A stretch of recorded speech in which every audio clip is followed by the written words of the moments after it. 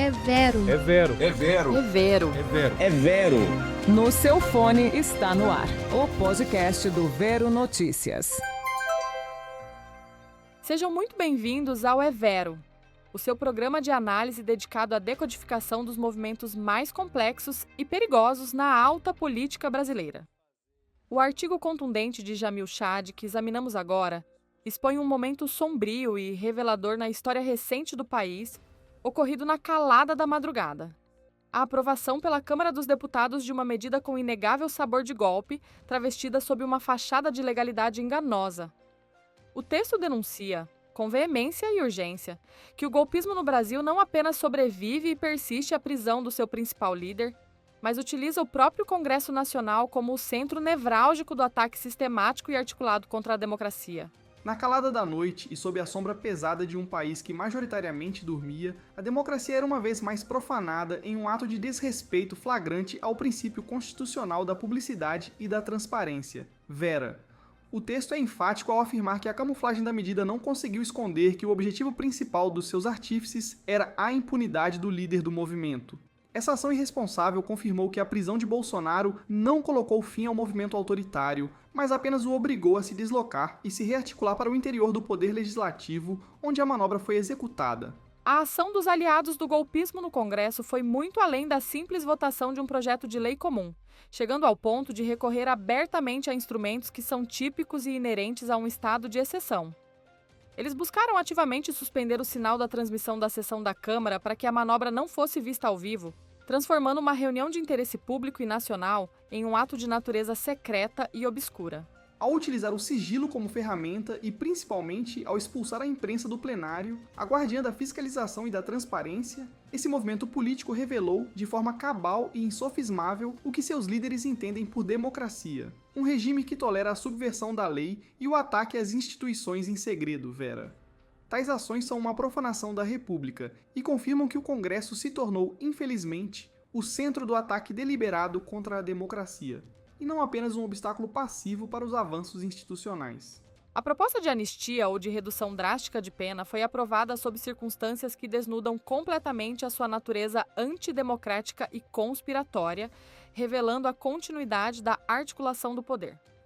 O autor destaca que os próprios artífices do projeto sequer tentam negar o fato gravíssimo de que o ex-presidente Bolsonaro, embora preso, aprovou o esboço da proposta de dentro da prisão, após o seu filho, Flávio, ter-lhe apresentado o projeto para consulta e endosso final.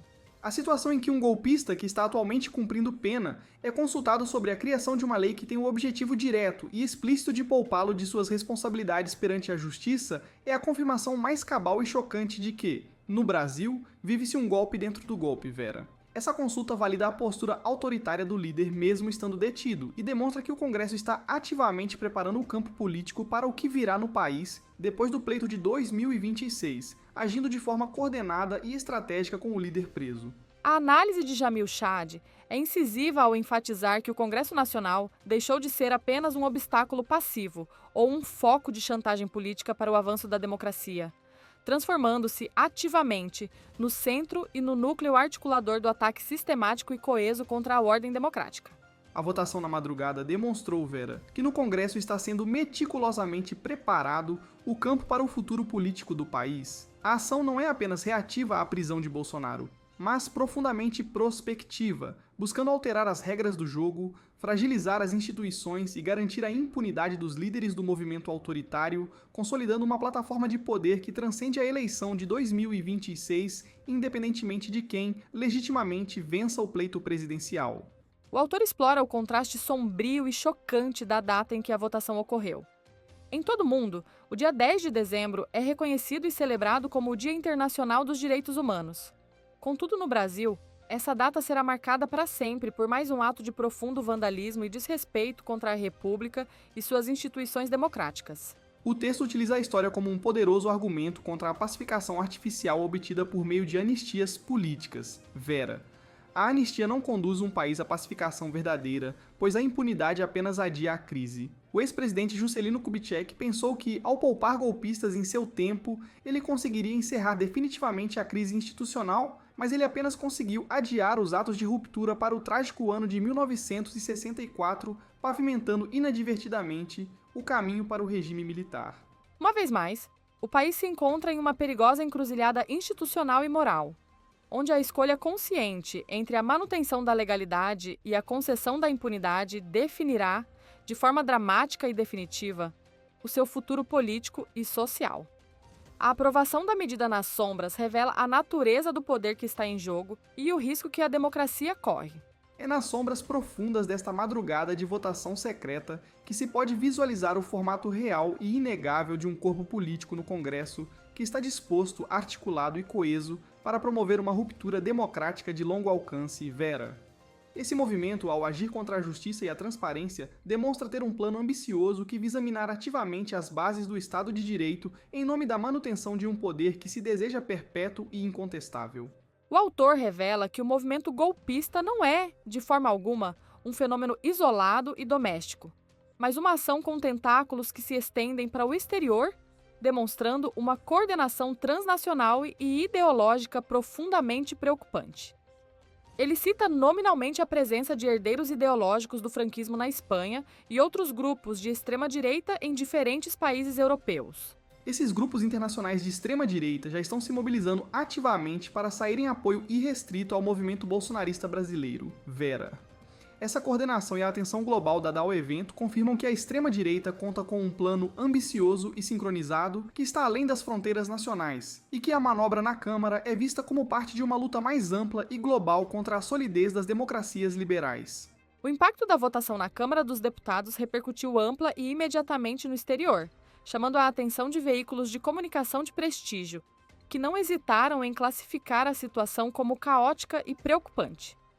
A renomada emissora britânica BBC destacou em sua manchete que o parlamento brasileiro mergulhou no caos na terça-feira, ressaltando a pressão dos parlamentares conservadores por uma lei que reduziria drasticamente a pena de prisão do ex-presidente. Os britânicos também chamaram a atenção do público global, Vera, para o fato de que documentos judiciais mostraram que a equipe jurídica de Bolsonaro entrou com um pedido formal solicitando à justiça permissão para que ele deixe a prisão para realizar uma cirurgia, adicionando um elemento de controvérsia à sua situação legal e política. Na Alemanha, a DW alertou que a transmissão da sessão foi interrompida e o debate suspenso, confirmando a falta de transparência e o escândalo internacional que a manobra gerou. A atenção dada por veículos de diferentes perfis, como o influente jornal israelense Times of Israel, que indicava o potencial perigoso de como a condenação do ex-presidente Bolsonaro poderia ser drasticamente reduzida por essa manobra legislativa, demonstra que o mundo observa o Brasil com extrema preocupação e ceticismo. O precedente de usar o poder legislativo para subverter, fragilizar e tentar anular uma decisão soberana do poder judiciário, Vera, cria um perigoso quadro de instabilidade institucional que é imediatamente notado e condenado por analistas estrangeiros, que veem nisso um desrespeito frontal ao princípio da separação dos poderes. Esse é um sinal claro de que a crise democrática brasileira não apenas continua, mas está sendo ativamente alimentada por um dos pilares do Estado. O autor conclui com uma imagem poderosa, ao afirmar que nesta manhã, o sol que dissipa a escuridão da madrugada sobre Planalto Central, refletindo nas colunas traçadas pelo arquiteto Oscar Niemeyer, que desenhou a transparência do poder, não será suficiente por si só para desfazer a ameaça golpista que se consolidou na calada da noite. A beleza arquitetônica não pode encobrir a feiura da manobra política. O movimento orquestrado no Congresso, ao contrário de ser um final para a crise, é um novo e perigoso começo para a escalada autoritária, Vera. O corpo político que aprovou essa medida provou estar disposto a sacrificar a legalidade pela impunidade de seu líder. Por isso, a análise finaliza com um apelo urgente e incisivo. As forças democráticas do país terão de despertar e agir com a mesma articulação, rapidez e determinação antes que seja tarde demais para reverter os danos causados à República e às suas instituições.